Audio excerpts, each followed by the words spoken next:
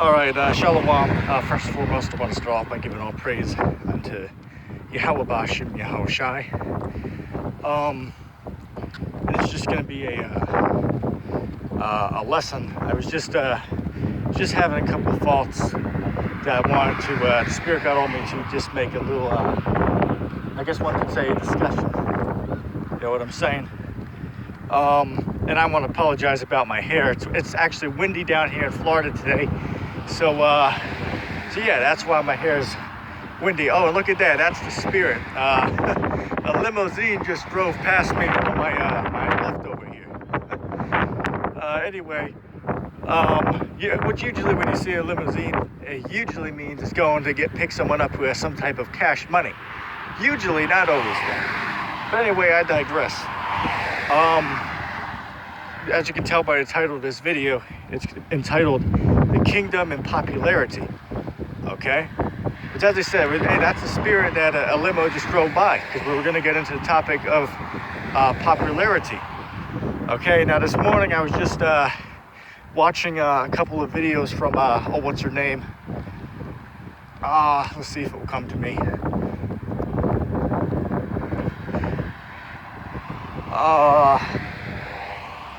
Damn, I can't think of it.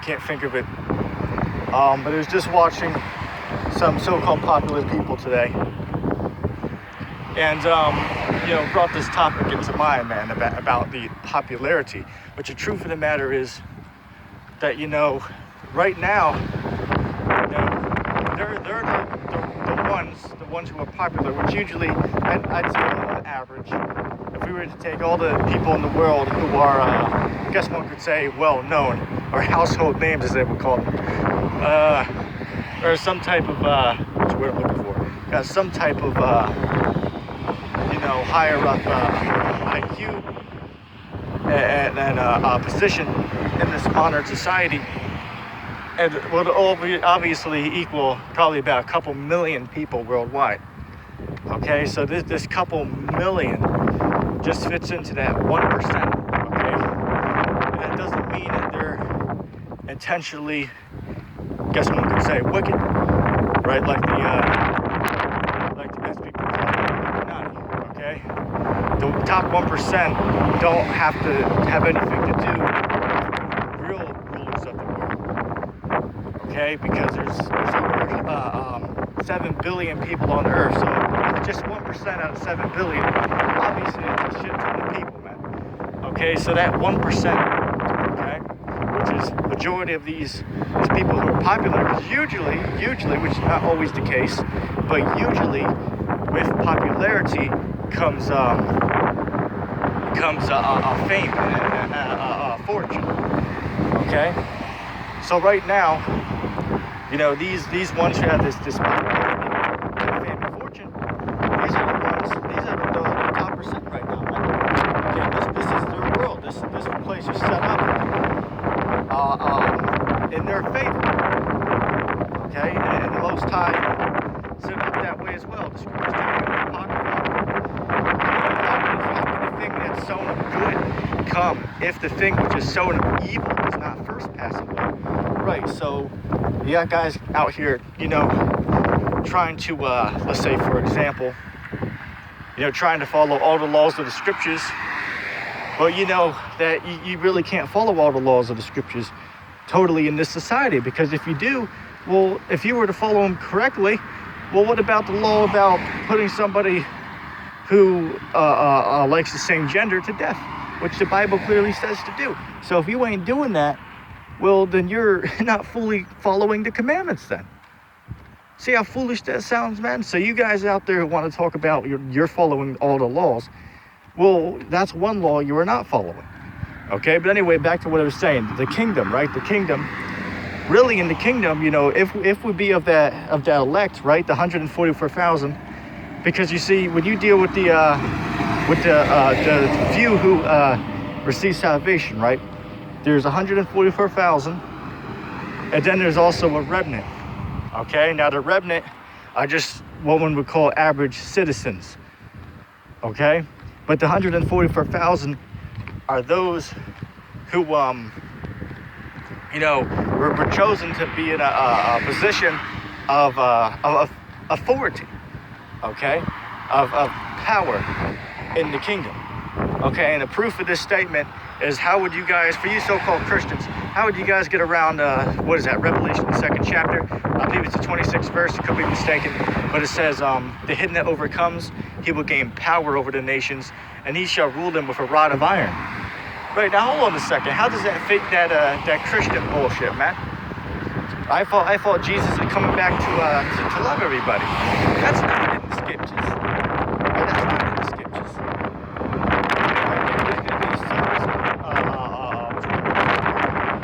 There's going to be service in the kingdom of heaven. Okay, because the kingdom of heaven is going to be built here on the earth. Okay, and that's in the book of Isaiah 60. Okay, it says the sons of strangers to build up thy walls. Right. So, and that goes back into when the Lord returns. Because when the Lord returns, you got guys out there talking about everyone's going to be put to death. That's not true. You're going to have many people who are not caught up in that second death, who are going to be put into bondage. Okay, that's in the Jeremiah the 16th chapter. Jeremiah 16:16. I shall send many fishers, and they shall fish them. And then I shall send many hunters, and they shall hunt them. And then if you go to Revelation 6th chapter, which speaks about the mighty men, the rich men, and the captains, and the rulers, they hid themselves in the dens of the rocks.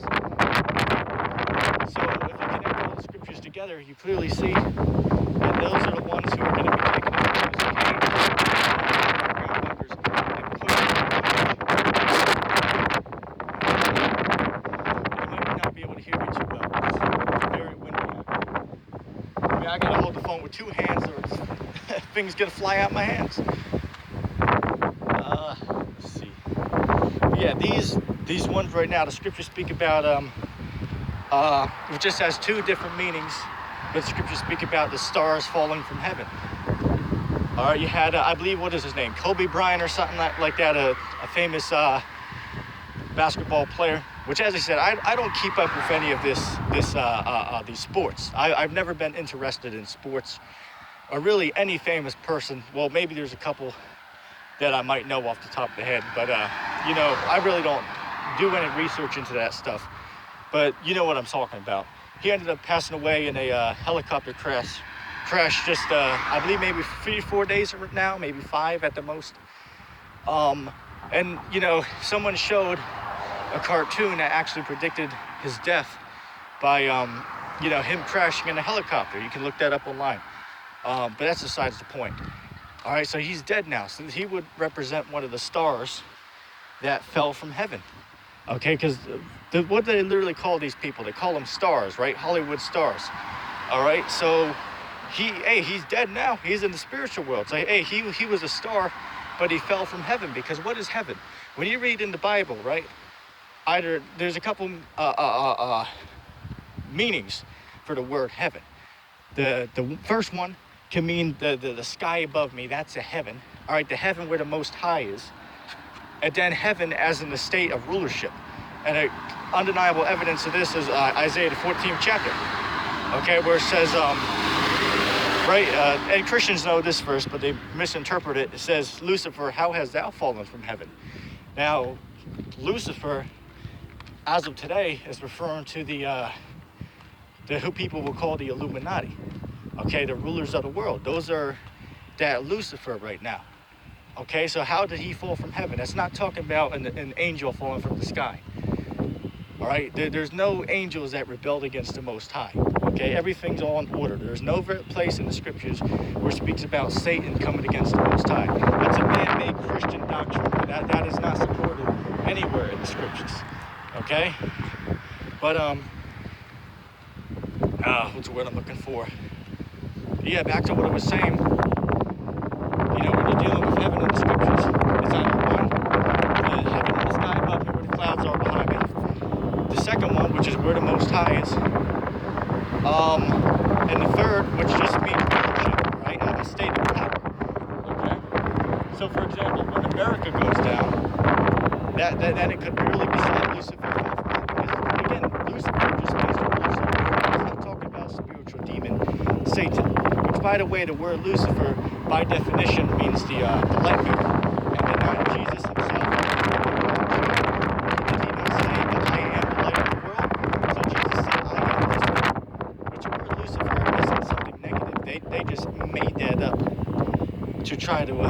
try to trick you. But even Jesus said, by very definition of what the word even means, all right?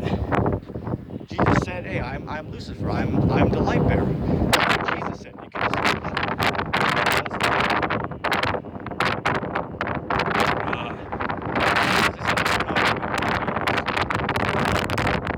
you're gonna have to bear with me. But yeah, man. Getting back to these stars. Oh, I remember now. I remember the one I wanted to mention at the beginning of the video is Millie Bobby Brown. Okay, I'm 90% sure I'm pronouncing that name correctly, Millie Bobby Brown. You can look her up. She's young, you know. They would call her a so-called adolescent, but that's not. All of us in the truth, we know there's no such thing as adolescence. All right, she's a young woman. Okay, and listen, man, in the kingdom, women that look attractive like her, hey, that's gonna be free taken, man. Okay, these women, you know, the women of the heathen nations, we're gonna be allowed to, and again, I say we're, you know, but as I said, I don't claim that I'm saved, okay, because nobody can be saved. The scriptures say only he who endures to the end, the same can be saved.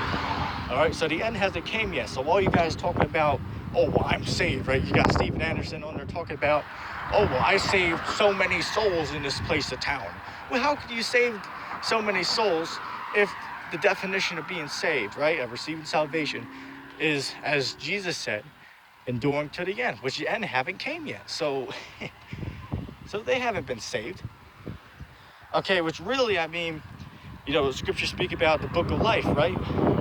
And it says that those who were in it were sealed from the foundation of the world. So technically, yeah, they you know, are predestined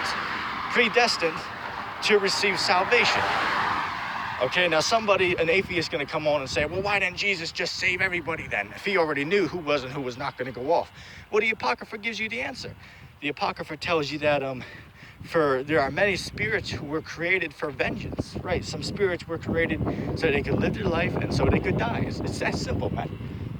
Okay, it's that simple. And again, anybody who disagrees with what I'm saying is in the Bible. So you know, you guys really can't say much. I'm not referring to, you know, you, the viewer, unless you're, you know, a scoffer, which a lot of guys are not. They watch the videos, but some guys are though, and there's many examples.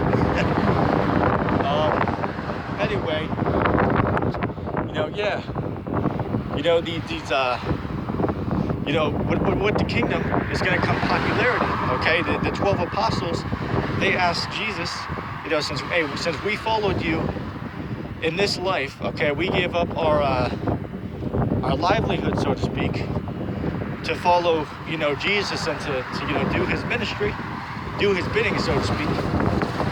They asked, well, what are we going to get in exchange for our service? Okay, for example, man, nothing in life is free, man. Okay, if you do a service for someone, obviously you're going to be looking to get a reward, or to be paid would be a better word, for your service. Okay, and there's nothing wrong with that, man. Scriptures say, do not defraud a man of his wages. Okay, so you know, there's definitely a reward for this. All right, and Yahushua told the apostles that you know, yeah, you guys shall sit upon thrones judging the people of the earth. Okay, and that goes back to what I mentioned about the 144,000 being the kings and rulers, kings and priests. All right, but that's not talking about the remnant. Okay, that's another class of civilians. Okay, because you see, you got to get this Christian understanding of heaven out of your brain. Okay, they teach, oh, you know, yeah, heaven is a place that exists somewhere out in the universe right now, where, you know, once you die, you know, like the Catholics teach, once you die, you can wake up there and see sweet Jesus, right, so-called white Jesus, and you know, live there forever. That's not in the scriptures. That's not in the scriptures. The kingdom of heaven is going to be built here on the earth, and I already gave the proof of it just like 10 minutes ago. Okay, Isaiah the 60th chapter. It even tells you to back up to back up Isaiah the 60th chapter. It tells you in the book of Revelation, the 21st chapter, that the kings of the earth shall bring their goods unto the gate of the kingdom.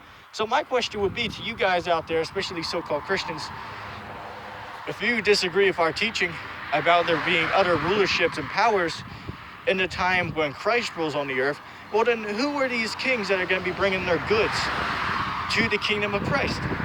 Okay, because you see, you got to understand this. The kingdom of heaven is going to be like how the earth is today, man, except in a righteous rulership. Okay? I can just tell you, what is that? Second Ezra's 6 and 9. For Esau is the end of the world, but Jacob is the beginning of it that follows. Right? So the kingdom's going to be established here on the earth. But with that being said, it's going to be done and ruled in righteousness. Okay? And America's going to be here, but America's going to be a desert. That's Isaiah the 60th chapter. Not Slocky. Isaiah the 13th chapter, not the 60th chapter. Alright? So yeah, you know, these Christians, you got guys out there talking about the whole world's going to be destroyed when the Lord returns. That's not in the scriptures. And for anybody teaching that, I got a question. If you read the book of Ecclesiastes, there's a verse that says the earth endures forever. So my question for you would be, if the earth's going to be destroyed, right? Or, you know, some of them teach, well, the earth will be, everybody's going to be wiped out in the second death. And then, you know, they're going to come back and, you know, build up upon the earth. But I can suppose that's a reasonable argument. But however, this is not the case, because not all the earth's going to be touched by this destruction. There's no verse to support such a statement. Absolutely none. Okay, and again, I showed you, and my question would be this, right?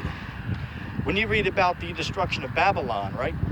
Which is when the Lord returns, that's his main goal when he comes, is to destroy Babylon.